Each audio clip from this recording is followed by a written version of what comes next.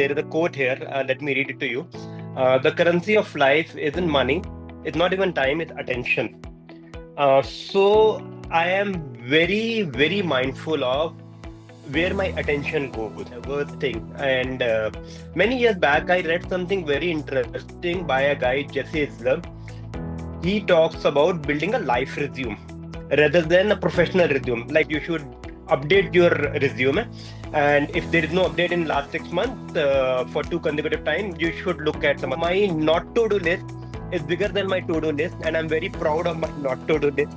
So that's where yes, I train 10 to 12 hours. Yes, I have traveled 28 countries so far. And I have growing kids. My daughter is in class 12th, so she would be appearing for entrance exam. My son is 11-year-old. So it's a busy, active life, and I'm very blessed to have that busy, active life in different areas. So if you have priorities, time I'll manage. We are sitting here, and I have already done my two workouts. The Correct. time will manage if you're mindful. He's written a wonderful book called Art of Learning. And he Hmm. says one very critical component of learning is you have to push constantly a little more than what you think you are capable of. It is gone. There is no meaning to it any more than what you want to attach to it. Focus on present is what really. So the answer is very simple, very boring, but I find it very powerful. So I just focus. Like today, I'm just focused on today. And Correct, races, correct, I correct. just focus on next 5 kilometer in bike, next 1 kilometer in run. That's all. Everyone, welcome to the another podcast. And today I'm super excited. I'm having the Rishi Sareen with me. And let me give a quick introduction about Rishi. He's an enterprise leader. He's working with the Nokia. He spent 2 decades. It's a very big time, Rishi. He spent 2 decades with, Yes, it is. in a corporate. He's an endurance athlete. He finished multiple Ironman triathlons, right? And if I'm not wrong, Rishi, it's a four full Ironman and I think seven plus half Ironman, correct? Yeah. Correct. 4 full Ironman and 10, 12 half. I have lost count of half, Correct. honestly. And here your introduction, you're not completed. Even Rishi love to travel a lot. He like to read a lot books, and he has a beautiful library also. So this Yes, is something, yes. So you have very, diverse background. You are an entrepreneur, you are an enterprise leader, you are an athlete, you like traveling, you are a book reader, so many things. So yeah, just a small note in there, and yep. And I'm Correct. very excited, someone, to be here, to interact with you and share whatever questions you have, my views, and all that. In today's session, we'll understand a lot of good items from the Rishi. And overall, this podcast will be planned to understand the leadership concept, what Rishi understand spent 2 decades, right? And we'll try to understand the discipline and the mindset behind the athlete, the triathlete, right? Then we'll also, explore the other areas how one lifelong learner is and to be, right? And then we'll also understand very important thing how Rishi can balance all this life, proper balance, right, between personal and the professional and the passionate life, right? So these are the areas we're trying to cover in today's session, right? So now to start with, right, this is very first important thing. So you spend your two Hmm. decades there in your corporate, right? Yep. Then you Yep. completed multiple Ironman race, right? And then still you are Yeah. continuing. So for that, you have to train yourself every single day, right? That's a very important Yeah, thing. you do. And Yeah. that too, along with that, you are having a good habit to read a lot books and spend time with the family and friends. Even I know personally, right? So very first thing, how you connect the dots, how you manage this thing. So someone here on my this thing in front of me, there is a quote here. Let me read it to you. The currency of life isn't money. It's not even time. It's attention. So I am very mindful of where my attention goes. Okay. And first you asked on the diverse thing. And many years back, I read something very interesting by a guy, Jesse Isler. He talks about building a life resume rather than a professional resume. Like we all, you and I have also worked together. I always advise people that every 6 months you should update your resume. And if there is no update in last 6 months for two consecutive times, you should look at some other opportunity because it means you are not growing. So the lesson that I have learned in corporate, I have tried to have it in my life also. And if you want, I can walk you through some of the aspect. How do I plan and structure my life? But my thing is very clear. I have some passion and I have actually a lot of passion, and I have to constantly bring myself back to okay, right now I can do only this, I can do only this, but I'm very passionate about life. And I honestly do not think that I lack time. I always tell people I have a lot of time. It is more of Correct. I'm very mindful of where my attention goes. So my not to do list is bigger than my to do list, and I'm very proud of my not to do list. So that's where, yes, I train 10 to 12 hours. Yes, I have traveled 28 countries so far. And I have growing kids. My daughter is in class 12th, so she would be appearing for entrance exam. My son is 11-year-old. So it's a busy, active life, and I'm very blessed to have that busy, active life. So, and again, I tell everyone it is not that you lack time, it's that you don't lack priorities in different areas. So, if you have priorities, time, I'll manage. We are sitting here and I have already done my two workouts. The Correct. time will manage if you're mindful about this one. Yep. Absolutely true. Absolutely. This 2 point definitely I'll ponder somewhere, that one is the priority and the second is the attention. These are the very key learning Yes. lesson for me and for many of others also, right? Yes. Now Yes. let's moving towards at least the corporate journey of the Nokia, right? Did my graduation from NIT Jalandhar. I started my career in year 2000 in Bangalore with Bell Labs. Okay. I was an embedded engineer there. I worked there for 5 years. Then I moved to, because my parents are in Delhi, I moved to Delhi. I joined a company, Alcatel. And over the period, Alcatel became Alcatel Lucent, and then now it is called Nokia. Nokia. So Yeah. I completed 20 years with this company only last month. So that's where, so I've done various roles. I started as developer. Then I chose to become a QA lead because very selfishly, I clearly saw that good people all go in development. Very less good people by choice goes in QA side. And I think you have to be smarter than developers if you have to be a good QA. So, Correct, correct, so correct, correct. and also because very less people were going in there, I said, okay, this is the road where very less competition is there, and I can add a lot of value. And then I've done various role. I have done PMO role. I have been central lead. So now I run two teams, level 4 support and NPI team. So yep. So, Rishi, this is a very key learning lesson. It's not always go with the flow all the time. Sometimes it's a wise decision to choose the right path and move forward, right? So Yes. that is a one of the best lesson I would say.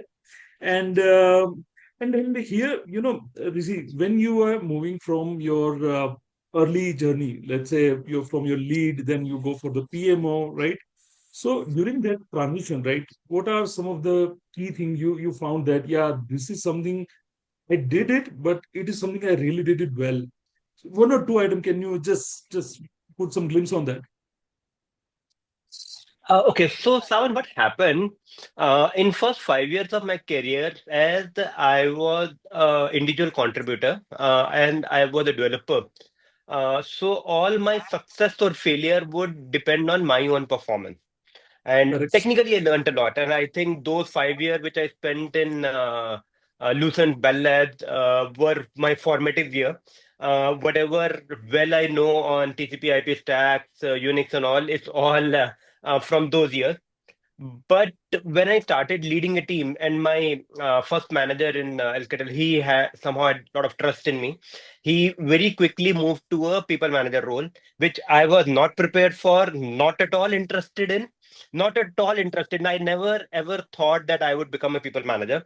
But then I took that role, and then lot of success, which I reflect back that okay, this thing we did well, this thing we did awesome. It was all, I very genuinely believe it's all because the team came together, and I just I have this thing that I just enabled them. So that is a learning, and it also took me some growing up to do that. As an individual contributor, you are in charge of doing everything by yourself. Okay, and it's Mm, very very difficult to let go of charge. It's very difficult to trust other people that they will do the job as well as you can do, and even realize later they can do job much better than what you can do. But it does not come easy. It takes a lot of self assurance. It takes a lot of trust in the people. It is not easy. But that was one of things I reflect back. There are few things. We did a lot of great work in virtualization. Even now, we won an award on AI side. It's all because team came together. Honestly, but Rishi, one follow-up point here. When we say team, right? So team yeah, is always mixture of very some extraordinary people. Some are very good people, and some people are they are just playing the way they want to, right? yeah, right, So right. yeah. Do you feel sometimes that I trust this guy very well, but things can be better, right? He can do perform well. So for those kind of situation, what is your call? What exactly you do? So I think being a parent also teaches you this thing, but corporate also teaches you do not expect everyone to be your own reflection. Okay, it's That's correct. very human to expect that if you can do something well, why other person cannot do this thing well? Okay, and if someone is doing better than us, we are happy that okay, this person doing better, fantastic. If someone is not doing as well as what you might have done this one, you get frustrated. But Hmm. I have learned the thing. My default position is trusting people, and I have learned by and large people repay the trust with doing more than what they are capable of. Now, capability is very individual, right? Correct. Yeah. Someone might be what is very commonly known as software world as a 10x engineer. Someone might be capable of that one. Someone might not be capable of that one. Everyone come from a different background. What matters to me most is are they doing the best to what they are capable of? If someone is not doing best of they're capable of, if they choose to watch Netflix while sitting in office or browsing YouTube, those people do not last with me for very long term. So my default is Correct. Correct. trust. But again, you cannot be stupid. If someone is abusing this one, you are giving a very bad signal to other people who are doing good work, who are putting their best. Correct. So Correct. Correct. Correct. I would say this way. But default trust, I would say 80% it has paid me fantastically well. Correct. This is really great answer, by the way. Okay. So, Rishi, now, Okay, thank you. yeah, because see, every leader has a different philosophy, right, to handle this situation, right? Yeah, But me, yeah, I personally seen, right? I work with a lot of leaders, including you, right? And mm, I also become a leader sometime, spending with a cross functionally yeah, working with a cross functional, I observe that these things is definitely work. Absolutely, this will work if you just simply put a right trust. And very most importantly, the way you said, right, you can't expect the same capability in others, yes, right? And that also, yes, as a parent, you will learn, right? I'm also have a yes, kid, right? So now I can. yeah, My son is testing my all patience all the time. So, yeah. Mm, So, right now, let me exactly. move forward. Now, Rishi, very important thing. What I really wanted to Mhm, understand from the leadership point of view. Uh, See, you climbed the ladder of leadership from couple of years, more than decade, right? In that, obviously, you mm, always see the challenges from the leadership upwards as well leadership downwards, right? You manage multiple teams, right? As well, you have your boss, super boss, everyone, right? So, what are those lessons for you specifically when we talk about a normal good leader or good manager, boss, right? Versus someone who put the impact within the team, within the organization, within the complete chart. In that, how exactly you define that? For from your point of view, what is the definition of a great leader? Who can put the impact after let's say 5 years down the line also people will remind, yeah, he's a really good leader, right? So for that, what is your definition?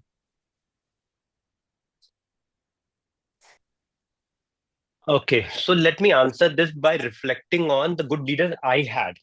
And I have been very fortunate. And I think, Sawan, this is one reason why I have stuck in with this organization for a very long time. I strongly Mm. believe people do not leave companies, they leave their managers. To very large extent. Of course, sometimes people also outgrow. That's a very fair thing. But particularly, people leave the bad managers. That is very good thing. So I've been very Correct, correct. fortunate that I had some very strong leader and some very good manager. And one very common thing, if I reflect on those leaders, a very empathetic person, very understanding Okay, people. They would give you their trust. So that is something, and it's very liberating to work with someone who has your back, who has your trust. They will always cover my back. That is one thing. They will trust me. At the same time, while having a back and trusting is very important because that creates a very safe work environment. But they have also pushed me. They've correct. also pushed me to do something which I might not have felt that I am capable of doing this. So over years, I have also learned it better, and I have also gotten better in pushing people to do something which they myself not believe that they are capable of doing it. And all the great leader I have worked with, they have this quality to inspire people, to lead by example, and also most importantly to push you a little bit more than what you think you are capable of so that you also grow. And that's the fun that it has to be. There's a guy, Josh Watkins. Okay, he's a very famous person. He was world class in chess, then he became world class in push hand. It's a form of martial art, and now he coaches Fortune 500. So he has written a wonderful book called Art of Learning. And he Mm. says one very critical component of learning is you have to push constantly a little more than what you think you are capable of. And I think the greatest leaders that I have worked with, they had this great balance of while being very strongly in your corner, strongly defending you and fighting for you with the world, but still pushing you a little more than what you think you're capable of. So that my take, that's what I like, and that's what I have tried to learn with them and do it forward. And let me take this opportunity to even let what I gone through and what I experienced, right, with you specifically. So same thing what you mentioned. Yeah. When I was working with you, uh, I had full trust from your side. I had full back of. I have seen those days. If you remember, 9 p.m. in the meeting room, someone was saying something, and you opened it behalf of me, right? That is what a great manager can do, right? And at the same Yeah, time, I remember. you remember Yes, that yes. office, and then at the same Yes, yes, time, I remember. at the same time, many situations are there from building the automation from the basics, right, to the many different topics we have, right. I'm having some limit. You always push me, and I was like, this really I need to do this. And then once things were completed, then you realize the power of someone who is thinking behalf of you, right. So that was Yep. truly mind-blowing thing, and then really thankful for that all the time. So that was a really great thing, Thank you, Savan. and Yeah, those were great times. And I think the yes, team that came together during that time, I'm still in touch with most of the people. And I think it was amazing time sitting at 10 o'clock, having pizza party while we are handling demos in front of customer. It was really, really good time. yeah, that is absolutely true, absolutely true. Yeah. Okay, now one last thing about the Yeah. leadership. Okay, that Hmm. is something that, do you think over the years, right, spending 15 20 years, uh, you personally see any kind of philosophical, any style level changes in the leadership from your end? Something like you were handling the team, handling the environment, handling the all this stuff from your end, something different, and now you have improved. So, what are those two, three things? Can you quickly just brief us? Okay, one thing I would say, as I have done my corporate journey, and now as you go up in the ladder, you become closer and closer to business side of thing. You become Hmm. more responsible for enabling the business and do the thing just beyond delivering this thing. So what happens is, when you do this thing, uh, there is a vision which corporate has laid down. Now it's a corporatish vision. Okay, sometimes it can be very this thing. People do not work for vision. People work for their own passion. Okay, they work for something which they believe in, which they work for something which will bring them happiness and which will bring them value add in their own skill. People work. It is very human nature. So I think I understand the power of setting up the right leverage, much right incentive, much better, and communicating the corporate vision to how it goes at an individual level. What is in for me? So I think I have gotten better because I understand both sides better now. I understand corporate side also. End of day, if you are on growing and corporate is not growing, it is not a win-win. And if corporate is growing but you are doing working on technology which are like obsolete completely, it is not good. So you need to vet those things, and I think I have improved in communicating the corporate jargon and corporate wishes to what resonate with the engineer level. So that is one change I have observed. And of course, as part of that one, you have to improve your communication skills also much better. Your team has to understand clearly what you are thinking, and the message has to go down. Correct, correct, correct. Absolutely true. This is I think Yeah. even this 15 to 20 year of experience in a corporate is the right set of people who can balance both the item very well. I personally feel Mm. that, right? Yeah. Okay, this is fantastic. Now let me move towards the another section that's about the triathlon, and it's a favorite for both of us. Yeah. Okay, okay. Yeah. And for those who are not Yeah. aware of Ironman triathlon, so let me quickly tell you that it's a full day, world's most toughest event with a multi sports. You have to finish 4 kilometers swimming, followed by 180 kilometers cycling, followed by full marathon. That's a 42 kilometers of running. That too without no break in a single go. And Rishi completed four. And then here I really wanted to drill down to one of like two, three very important topics just to understand your mindset behind it, right? How Mm. exactly you drive that, right? So I wanted to understand that part, right? And then for that very first thing, uh, in a short, can you just say something how exactly it is started and why exactly it is started? What was your first race in Ironman, and what was your experience? Okay.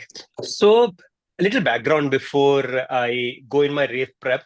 I was 38-year old, and I had so after my graduation I joined college, and what happens in corporate is you have free meal.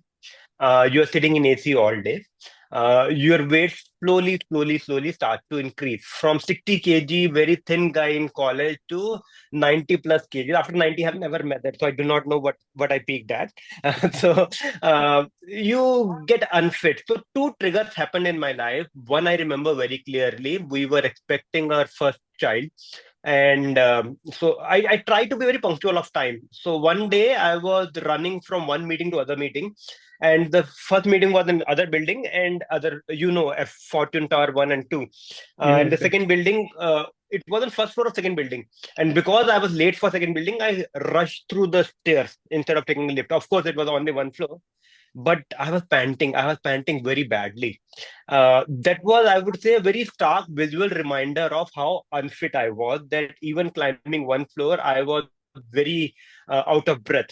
And because the thing was going on that a child is coming, so you have to be fitter, and so that was one trigger. So I took up cycling little bit, started. But the whole Ironman trigger came during a coffee talk with a common friend we have, Anubhav. He and Yeah, I were talking cafeteria, that break time in afternoon. So we learned something. So I can tell there is a guy Abhishek Mishra. He has yeah. done Ironman, and we're like, yeah, this sounds very cool. There is no greater thought behind this, but it sounds very cool. It sounds very impossible. And I was 38 then. I said, wow, this can be a great thing to do before you turn 40. So the Mm, whole it started, and I have written a blog also on this one. I had no background. I couldn't even swim 50 meters. Cycling I was doing, but the max running I had done in one go was 7 kilometers. That was Delhi run. It took me 50 minutes to do 7 kilometer, and 1 week of recovery after that. So I was very, very bad shape. But that's where it started. And as you know, after 2 years, 2 months before my 40th birthday, I did my first full Ironman in Philippines. So I Oh. did that. So it was a good learning. Going from someone who had no idea on how to swim, June of 2016 to June of 2018 to do a full Ironman. Okay. And for me, you are the two people, you and the other Yeah. boy, right? All the We are time you are responsible sitting for keeping that nearby kida only. in you. I was like, yeah, Yeah. so it was Yeah. a really good thing. Yeah, absolutely. Right. Yeah. So Yeah. now let me move towards the training part of it, right? Yeah. Yeah. So in a basic sense, I want to understand, or for many of others, I want to understand. Uh, if you want to do one full Ironman, right? So high Hmm. level, what kind of approximate training is required? I would say number one thing, if someone is starting, get a coach. Number one thing, get a coach. Because a coach will save you years of figuring it out on your own. Uh, Okay, any sport, I would say, uh, the first most important thing is you have to be consistent. And to be consistent, the most important thing is you cannot get injured. And most of the beginners, when they see Bhag Milkha Bhag, when they see Milkha Singh transformation happening in that song, one song, Tu hai Aag Milkha, Tu hai Bhag Milkha, they believe that the transformation is an overnight transformation. correct. If you pick up half marathon, depending on where you are, uh, it will take some time. It will take, if you want to do half Ironman, 6 months to 9 months, you can easily do a half Ironman. Add 3 to 6 months more, you can do a full Ironman. Uh, Correct. so those things are possible, but a coach will save you from injury. A coach would be able to do this progression very well. So, and that's a big commitment. So you need a coach, you need consistency, and very importantly, very, very importantly, you need the right environment, which means that you need also a yes from your partner, whoever important.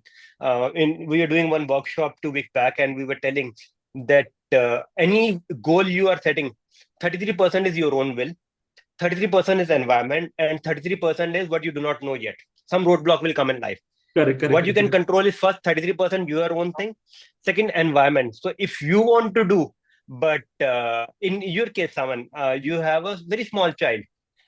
So let's say if your job is very hectic and if your wife's job is very hectic and no, there is no one to take care of this thing, it would be extremely difficult to take something like Ironman when you do not have the infra. Correct. So if you want to do this thing, you need to create the infra because your part is only 33%, right? Yeah, yeah, So, absolutely right. so Yeah. those things people have to take a honest look at their life. Does their environment and their own capability, does it support? If yes, Correct. 6 to 9 months for half and 12 to 15 months for full for anyone is possible. Perfect. That is great.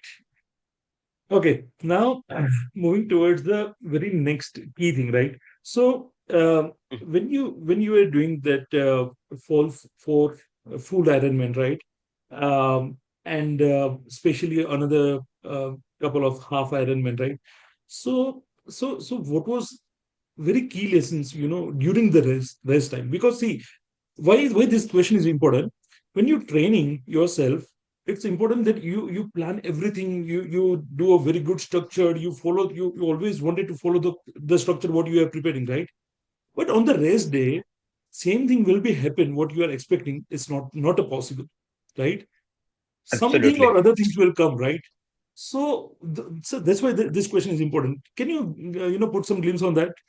What are some Answer is very unplanned? boring, very simple, but very, very this thing. My coach told me this thing that what you can focus on is if you're swimming, next 100 meter, if you're biking, next 5 kilometer, if you're running, next kilometer. She said that whatever might happen has happened already. Let's say, example of Ironman Italy.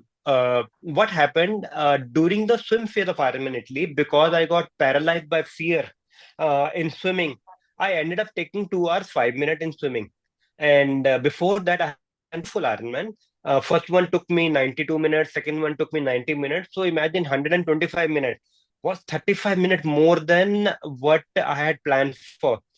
So then that's where the whole thing comes up, that do you think back on what I've done, or you consider that what has happened, focus on the present. That's what my coaches have taught me. Focus on the present. What has happened, you cannot, it's past, you cannot go and change it. You can spoil your present and future thinking about the past.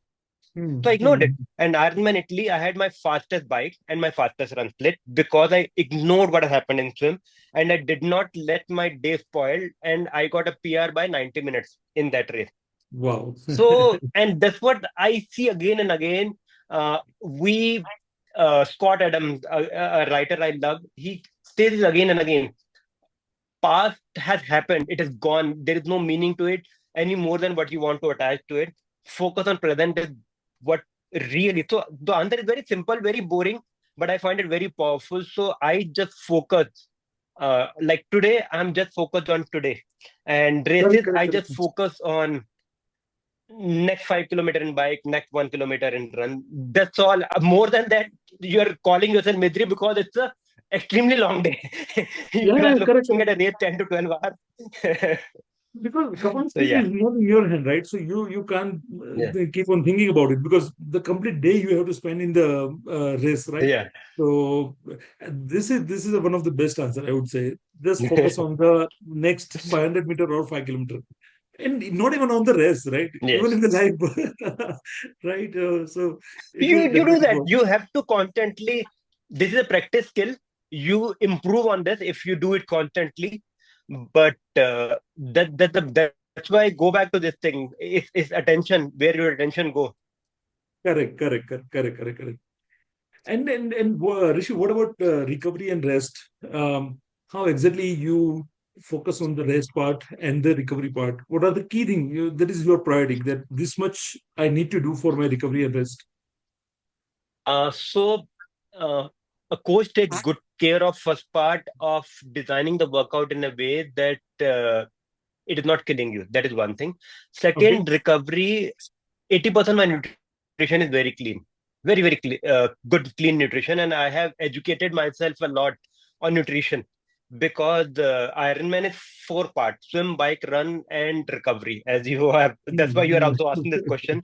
So, right nutrition, understanding what are carb, what are fats, what are protein, and what all recovery you need. I do my blood work every 6 months. That give me a very good indicator if things are going fine, if things are not going fine. So eating clean most of the days, and then I think nutrition is most key. There are a lot of supplements, there are a lot of compression boosts and all. Nothing works. If it's 1% of this thing, Correct, a good correct, sleep and good nutrition are 99% of the recovery, right recovery you need. Rest all are people trying to sell you stuff. correct. Okay, Yeah. this is No one really can great. sell you sleep. No one can sell you homemade food. So that's why Yeah, these are not correct, popular. correct, And incremental gains are popular. Get beetroot juice, get this, that. correct. Okay, great, great, Yeah. great. And now let's moving to the third part, right? Mhm. That's about your traveling and reading and learning habits, right? But I want to Okay. start with the learning habit first, right? I have personally seen you. You're a constant learner guy. Okay, you are always obsessed with your learning. You want your learning to be happen every single day. The way you Yeah. do your office work or your training, or it's a part of your day. Simple as that. That Yeah. I'm 100% sure, right? But Rishi, Yeah. how this exactly started? Are you always like this only, or what was the trigger? So, Savan, I have always been a reader since I was 10-year-old. I have so Okay, most of my first decade of life, 10 to 2025, I was in completely in fiction. I okay, have read everything, almost every popular author, you name it. I have read everything, Indian and foreign author. And from there, I started slowly moving to non-fiction side. And then I discovered that the world is so interesting. There are so many different areas on this thing. Like last week, I was reading a wonderful book called The World is on Sale. And I learned that how, at a world level, oil trading, grain trading, all those things worked. And now I'm reading a book Okay. on how the cargo ships are shipped. So when you learn all this thing, you first learn how much you do not know, and then the Mm. learning become an obsession. It's like a puzzle you want to solve, and how much you do not know. So learning is something, because my passion for reading translated into being aware that, oh my god, there is so much world to learn. That's why I travel also, and that is why I read also so much. That And of course, over time I realized that rather than being shallow in learning, I try to go deeper. Like last year I was obsessed with brain. Before that I was obsessed with human psychology. Now Okay. you know that last 1.5 year I'm obsessed with finance. So I try to go deeper in topics rather than I still read by my interest, but I try to go deeper in some areas. But when you said, by your own interest, right? So how you choose to read particular topic? Is it a spontaneous or it's some curated, planned item? These are my pipeline item. I have to follow this.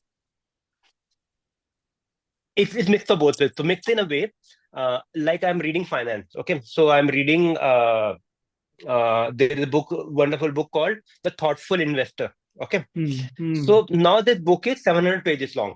It is a heavy book. I have this book on my table. I have a book on Bangladesh separation on my table. I have a Okay. book of poem on my table. So, mostly I read this book. But if I need a break, I will go to a lighter book. I will go to a poem book. So I Hmm. try Hmm. to Hmm. do this thing. So I'm not very that I have to read 20 pages from this book. I read every day, but I try not to be very strict in this thing, because it will take joy out Correct. of my Correct. reading. And Yeah, I really enjoy my reading. I read 1 to 2 hours every day. So I do not that's want a it good to be time. become this one. Correct. Correct. Yes. And Rishi, one more very important, a personal question. What Yeah. I feel, Yeah. and honestly, I am not able to find the answer of it. When you Yeah. read particular chapter of the book, you do you feel the same that I really wanted to read the next chapter. There is a curiosity but somehow because of the time constraint or because of XYZ, you have to close the book. Is it happened with you? Oh, all the time it happens with me. You are in the flow and the time is running out. You have to do so. I try to do at least complete the chapter, and I normally read very interactively. So I always have my pencil. Okay. So I read, I underline, I add my thoughts. So my books are. So that's why I do not like to read on Kindle too much. I have physical book, Hmm. because with physical book I can engage with. I know I have done Kindle also for a good time. You can highlight and all, but to me it does not feel immersive. I agree. So, I but yeah, agree. this happens with me all the time. I find it very difficult. If I have my way, I'll do nothing else but read all day. Any guess number? How many books you have in your home right now? I don't know, 2000 maybe. That's a I have big lot of number. books. I have lot of books. And there are books. I have two actually libraries, not one. One in my study and one in my bedroom. And Correct. my mother is fed up of me. Every week, 5 to 6 books come. So you add on this thing a year, 5 or 6 books, 250 books a year, and I'm doing this for like 40 years. Yeah, that's why So this that I number don't is know, there, right? 2000, 5000. I never honestly counted on this thing, but I have a lot of books. I'm having only 400 plus books, and you won't believe Okay. a couple of time ago, we have to, take out all the books, like some of the books, and we have to put Yeah. it somewhere in the, cupboard. So, because Yeah, there is no that's place, the right? reason I moved to Kindle, because I was given ultimatum. Either you can live in the house or book can live in house, because we're running out of space. I moved to Kindle for a few years, but I came back to physical books. Kindle did Even not work great for me. Yeah. even I agree with you. Kindle is good. I'm not denying on that, Mm. but the experience with the Yeah. physical book, that is absolutely no Yeah. one can replace it, right? Right. Kindle is very Correct. convenient when I travel. I have Kindle. I travel very Correct. light, but Hmm. otherwise, I need my physical book. Correct. And especially Yeah. one thing what you mentioned, na, just whatever the ongoing book are there, na, you keep it somewhere where you can easily Yeah. see, right? So that Kindle cannot replace, right? If you see now, there are four books are there, I'm Kindle waiting. cannot. Kindle cannot do. I'll show you this thing. So we were working on a workshop on the goal setting. So the book I Uh, was referring to, I don't know if you can see it here. Keep it in Maybe it's all center. blurred. It's called the No, Now Habit. I can see now. Have There it. is a book Yes. called Tiny Experiment. There is a Okay. book called Everything is Figure Outable. So it's right in Okay. front of me. So it becomes so easy to open book page, see your underline, and build your cohesive story. Correct. Correct. Correct. Okay. Now, very important thing about your travel, right? Yeah, So one thing what I really know is that you travel a lot, right? With your family. Sometimes you travel alone also, right? To yeah, clear up thoughts yes. and there I'm interested. So what is your thought behind it? If you just simply go away for 1 week or time, right? Yeah. So how exactly you utilize that particular time? How you clear out all the time, all your thoughts, right? And how you plan If for the I'm next traveling year? solo, Yeah. so solo, like I have done last 2, 3 trips to Europe solo. Uh, Okay. Mostly what I do is I do not have an agenda. So I will have a tentative idea that okay, last to last year I was in Germany. From there I went to Prague. So my just next destination is Prague. And whenever I travel, I really do not bother if there is some world famous site there. I really do not bother. I can care less. What I like is to go and see how the locals are going about their day. So I would roam around, I will walk around the city doing nothing. Maybe grab an ice cream somewhere, maybe grab a pastry, and just keep on walking the city just to observe how people are going about their day. To me, that's what I enjoy a lot. And Europe has such good pedestrian friendly Correct. streets and all. Yeah. So I did that, and I remember one very interesting story. From Prague, I had to get out, and I was sitting in a lobby of hotel. I had checked out, and I'm wondering where to go. I opened Google Map. I zoom it down a bit so that I can see what are the neighboring countries close to Prague. I saw a place called Bratislava. In my life, I have not heard a place called Bratislava. It Okay. was, I think, Slovakia or somewhere. But I saw it was 1 hour from Prague. And there was a train. Google Map also showed you that what are the train. On random note, I uh, took my bag. I went to station, took a train to Bratislava, and by evening I was in Bratislava. Now, when I reached there, I learned that Bratislava was a former Soviet en bloc part. So it still has this thing. And honestly, the first 500 meter were very shady, very, very shady. The station was very old. The streets were full of graffiti. I was like, damn, where did I this thing? Somehow I reached the hotel, which I booked while walking toward that one.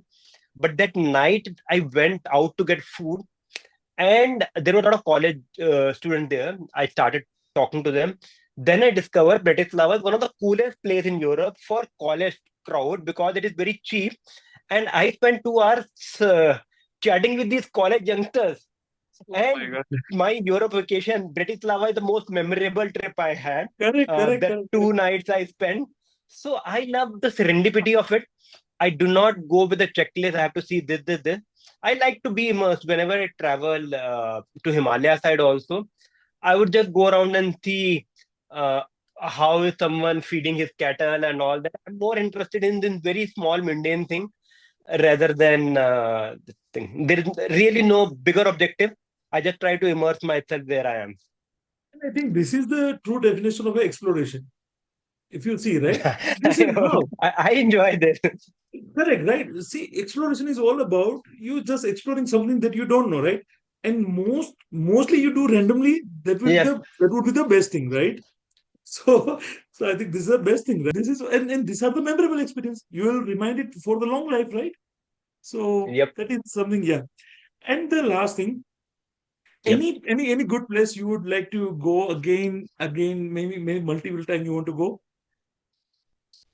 I go to Goa like every chance I get to South Goa, and to me that part of Goa, uh, where my whole swimming crew is there, I Hmm. love that old world part of Goa where you go to a dhaba and eat raw omelette.